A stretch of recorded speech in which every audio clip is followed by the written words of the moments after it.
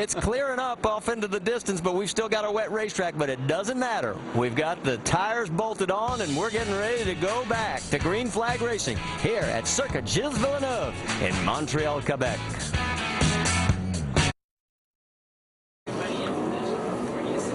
All right, back here at Circuit Gilles Villeneuve, the rain has stopped, at least for now, but as you can see, the track is plenty wet. So if this was the old days, we'd have to wait probably an hour and a half to 2 hours to dry it out just to get the remaining soon-to-be 11 laps in. That's not going to be the case because of Goodyear's new tire, of which is much better than last year's. We talked to Patrick Carpentier yesterday, and he said it was like a day and night difference with these rain tires. And you can see there are a few dry spots where there were trees protecting the track, but still plenty wet enough that these tires should be able to go the distance. Let's get a last-minute update from pit lane. Dave? All right, guys. Now, Marcus Ambrose will restart in the same spot he has been all day, but he told his crew, I need to get cleared over to the other side as quick as possible. Rusty, you know this. When it rains on the track, the line is the greasy, slippery part where all the oil's been laid down and everything else. He wants to get to a little bit further outside and maybe not run that curve. Well, they've always told me, I'm not a great road racer, that's for sure, in the rain, but they always told me if you're racing in the rain, get out of the groove where you've been running all day long, because that's where the oil and all the debris have fell. You want to get completely run offline, and that's what Marcus is actually talking about. He's not going to run the normal line he's been running the entire race. There you see a couple of birds that are going to be relocated pretty quickly. Gives us a chance, before we go back to green, let's talk about next week's motorsports action, because the Nationwide Series Degree V12 300 at Atlanta will be Saturday, 6:30 Eastern on ESPN2, and that'll be a repeat edition of the backseat drivers. And then on Sunday, the NASCAR Sprint Cup Series presented by Pennzoil at 7 Eastern, Sunday night on ESPN. And then for drag racing fans, it's the biggest event of the year, the Mac Tools NHRA US Nationals presented by Lucas Oil. Qualifying is next Sunday at 11:30 a.m. and 5 Eastern on ESPN2, and then the race is on Labor Day Monday at 1 Eastern, also on ESPN2. Well, Andy, I don't see a lot of standing water anywhere. It looks like the surface is in pretty good condition right now. It's going to have a lot more grip than they had yesterday qualifying, and that's what you see a lot of guys trying to just feel it, feel their car, feel how much grip they have here.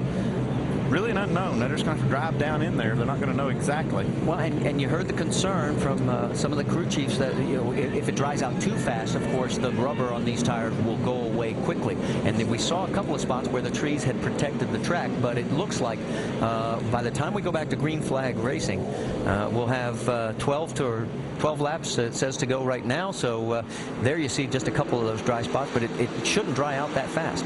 Well, it's not going to dry real fast, but you see some of the dry spots under the trees right there. That's where it's keeping part of that track dry right there. But, hey, we're going to have to watch turn 1 and 2 right now. That's the corner that I want to keep my eye on, because the rule is if you go into turn 1 right here, you're looking off to your left right there, and you miss that and you land over here in the center portion of the racetrack, that is not where you want to be, right there. If you slide off there, the rule is you got to give that position back, and I got a feeling we're going to see a little of that going on.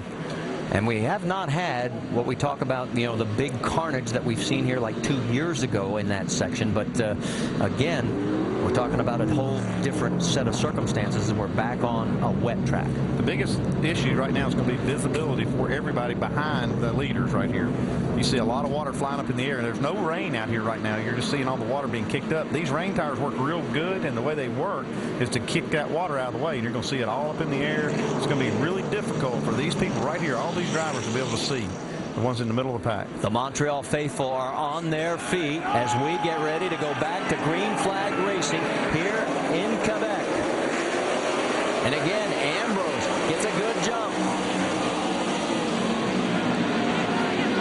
Carl trying to shoot underneath on the outside of Ranger. Now he's going to have the preferred line. The Ranger's going to pinch him off. Carl says, I'm not going to have any. Here comes Kyle Busch. Busch gets around both of them. Well, that was a lot cleaner than I thought it was going to be through those two corners. 3 wide off of turn 2. That was something to see. And a lot of positions changed in that last corner right there. Oh, and Ranger and Carl are still going after each other. And Carl takes the position back once again. Paul Menard got a little bit sideways, but Boris Said was kind enough not to get into him, allowed him to get it straightened back up.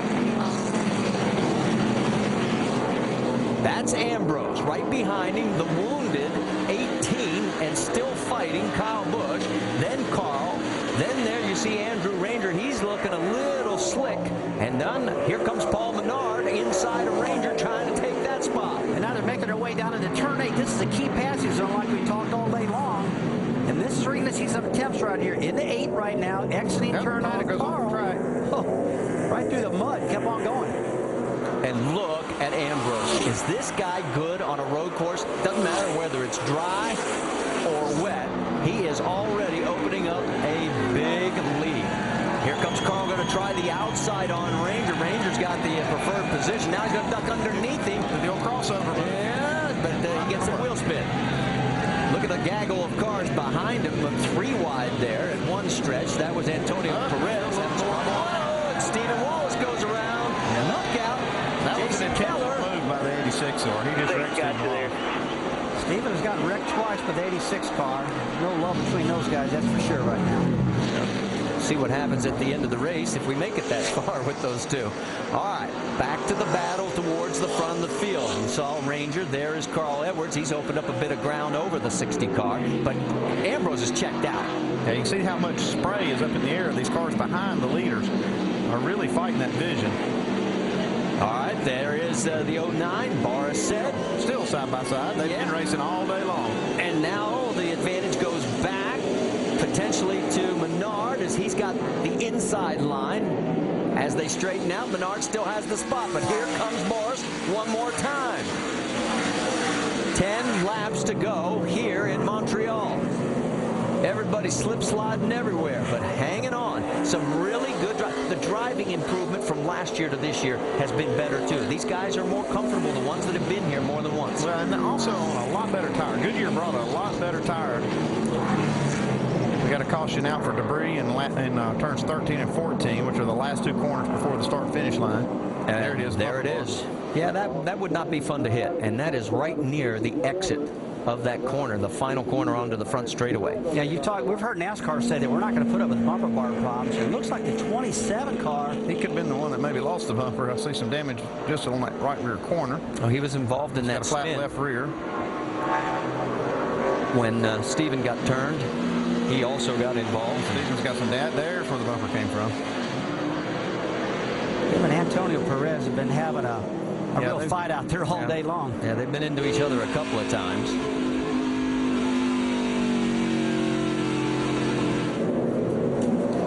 They need to get it settled because it's starting to affect the race now. They've had a caution because the bumper's flying on the racetrack, so we don't need to have any more of that. Well, unfortunately, we've set a record that you really don't want. This is the 9th caution. It's a new Nationwide Series road course record for the most cautions in a single race.